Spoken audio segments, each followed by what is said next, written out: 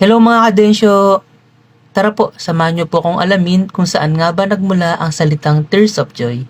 Pero bago po yun, tara po, samahan niyo po muna akong maghugas ng kinainan.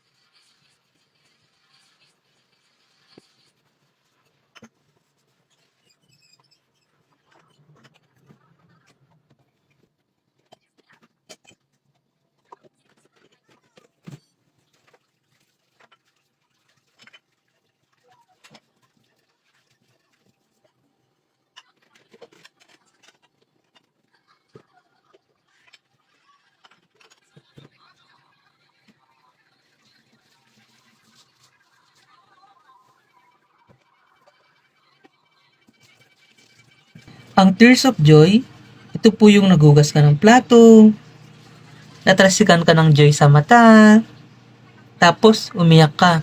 Ayun, Tears of Joy. Ngek!